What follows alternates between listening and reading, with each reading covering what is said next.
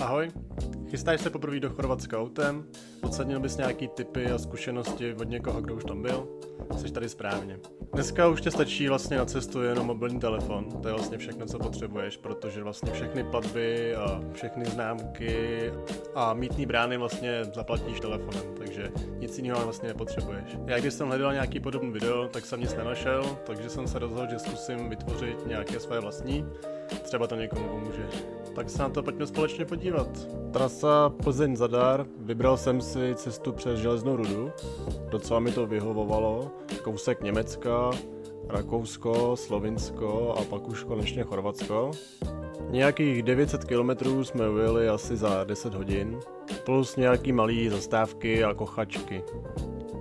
Dálniční známky doporučuji koupit na eDálnice.cz, což je oficiální český portál, kde vás to odkáže i na zahraniční známky, které vlastně potřebujete, takže si to takhle krásně najdete.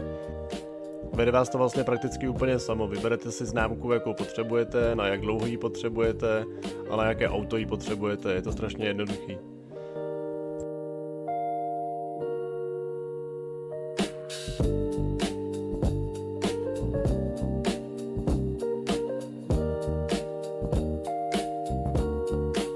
Slovinsko je prakticky úplně stejný, vyberete si úplně stejným způsobem, akorát na konci vám vyběhne kolonka, kam zadáte svůj e-mail a na ten e-mail vám přijdou informace, jak máte postupovat dál.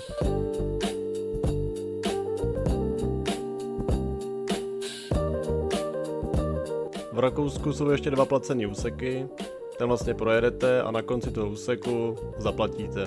Tady vám ukážu, jak to přibližně vypadá.